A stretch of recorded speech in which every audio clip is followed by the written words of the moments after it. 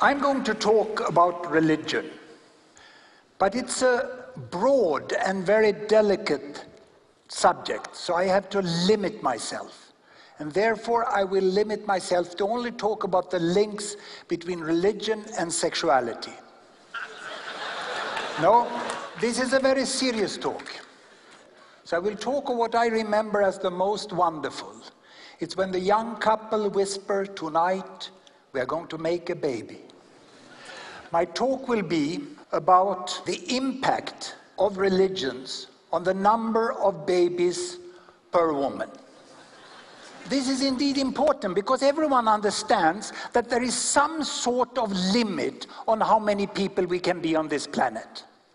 And there are some people who say that the world population is growing like this, 3 billion in 1960, 7 billion just last year, and it will continue to grow because there are religions that stops women from having few babies, and it may continue like this. To what extent are these people right? When I was born, there was less than 1 billion children in the world, and today, 2000, there's almost 2 billion. What has happened since? And what do the experts predict will happen with the number of children during this century? This is a quiz. What do you think? Do you think it will decrease to 1 billion? Will it remain the same and be 2 billion by the end of the century with the number of children increase here, children up to 15 years? Or will it continue in the same fast rate and be 4 billion children up there? I will tell you by the end of my speech, but now what does religion have to do with it? When you want to classify religion, it's more difficult than you think. You go to Wikipedia and the first map you find is this. It divides the world into Abrahamic religions and Eastern religion, but that's not detailed enough. So we went on and we looked in Wikipedia, we found this map. But that subdivide Christianity, Islam, and Buddhism into many subgroups, so it was too detailed. Therefore, at Gapminder, we made our own map, and it looks like this.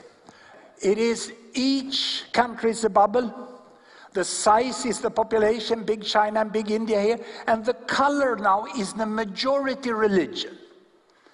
It's a religion where more than 50% of the people say that they belong. It's Eastern religion in India and China, in neighboring Asian countries. Islam is the majority religion all the way from the Atlantic Ocean, across the Middle East, Southern Europe, and through Asia, all the way to Indonesia. That's where we find Islam majority. And Christian majority religions, we see in these countries, they are blue, and that is most countries in America and Europe, many countries in Africa, and a few in Asia. The white here are countries which cannot be classified because one religion does not reach 50%, or there's doubt about the data, or there are some other reasons. So we were careful with that. So bear with our simplicity now when I take you over to this chart. This is in 1960, and now I show the number of babies per woman here, 2, 4, or 6. Many babies, few babies. And here the income per person in comparable dollars. The reason for that is that many people say you have to get rich first before you get few babies. So low income here, high income there. And indeed in 1960 you had to be a rich Christian to have few babies. The exception was Japan. Japan here was regarded as an exception, otherwise it was only Christian countries. But there were also many Christian countries that had 6 to 7 babies per woman, but they were in Latin America or they were in Africa. And countries with Islam as majority religion, all of them almost had 6 to 7 children per woman, regardless of the income level.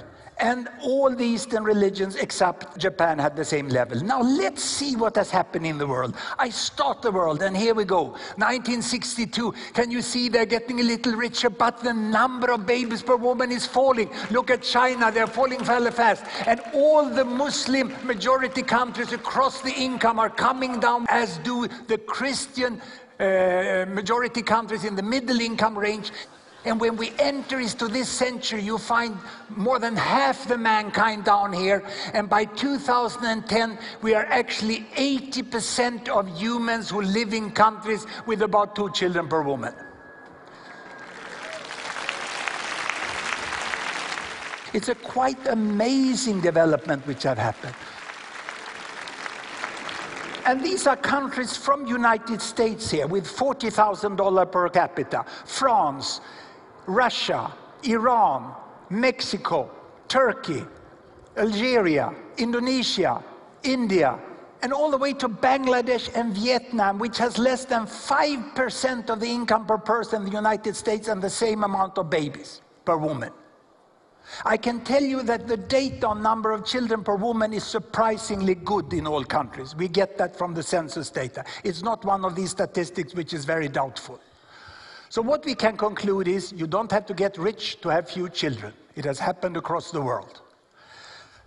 And then when we look at religions, we can see that the Eastern religions, indeed, there's not one single country with majority of that religion that has more than 3 children. Whereas with Islam as majority religion and Christianity, you see countries all the way, but there's no major difference. There's no major difference between these religions. There is a difference with income. The countries which has many babies per woman here, they have quite low income. Most of them are in sub-Saharan Africa, but there are also countries here like Guatemala, like Papua New Guinea, like Yemen and Afghanistan. Many think that Afghanistan here and Congo, which have suffered severe conflicts, that they don't have fast population growth. It's the other way around. In the world today, it's the countries that have the highest mortality rates that have the fastest population growth, because the death of a child is compensated by 1 more child. These countries have 6 children per woman. They have a sad death rate of 1 to 2 children per woman, but 30 years from now, Afghanistan will go from 30 million to 60 million. Congo will go from 60 to 120. That's where we have the fast population growth.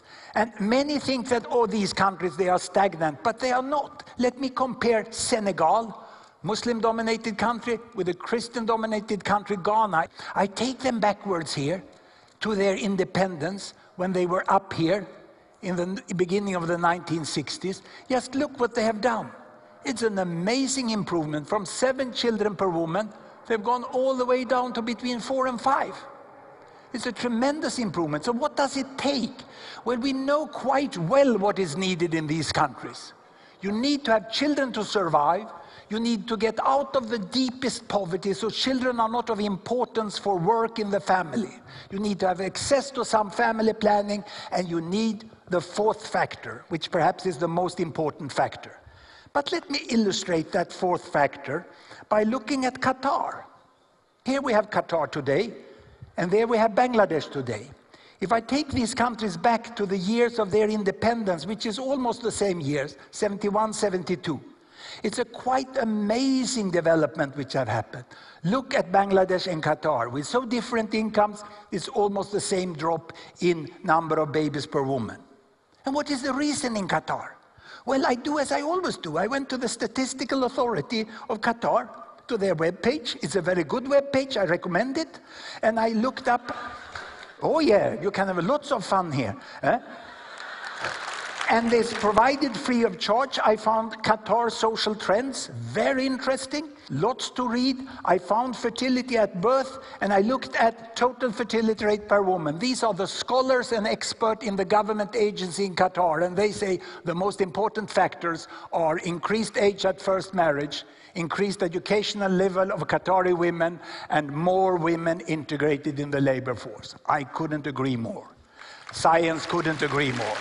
This is a country that indeed has gone through a very, very interesting modernization. So what it is these 4. Children should survive, children shouldn't be needed for work, women should get education and join the labor force, and family planning should be accessible. Now, look again at this. The average number of children in the world is like in Colombia, it's 2.4 today. There are countries up here which are very poor, and that's where family planning, better child survival is needed. I strongly recommend Melinda Gates' last TED Talk. And here down, there are many countries which are less than 2 children per woman. So when I go back now to give you the answer of the quiz, it's 2. We have reached peak child. The number of children is not growing any longer in the world. We are still debating peak oil, but we have definitely reached peak child. And the world population will stop growing. The United Nations Population Division has said they will stop growing at 10 billion. But why do they grow if the number of children doesn't grow? Well, I will show you here. I will use these card boxes in which your notebooks came. They are quite useful for educational purposes. Each card box is 1 billion people. And there are 2 billion children in the world. There are 2 billion young people between 15 and 30. These are rounded numbers. Then there is 1 billion between 30 and 45, almost 1 between 45 and 60, and then it's my box. This is me, 60 plus. Yeah? We are here on top. So what will happen now is what we call the big fill-up. You can see that it's like 3 billion missing here. They are not missing because they've died. They were never born. Because before 1980, there was much fewer people born than there were during the last 30 years. So what will happen now is quite straightforward. The old, sadly, we will die. The rest of you, you will grow older and you will get 2 billion children. Then the old will die. The rest will grow older and get 2 billion children. And then again, the old will die and you will get 2 billion children. This is the great fill-up. It's inevitable. And can you see that this increase took place without life getting longer and without adding children? Religion has very little to do with the number of babies per woman. All the religions in the world are fully capable to maintain their values and adapt to this new world. And we will be just 10 billion in this world. If the poorest people get out of poverty, their children survive, they get access to family planning. That is needed.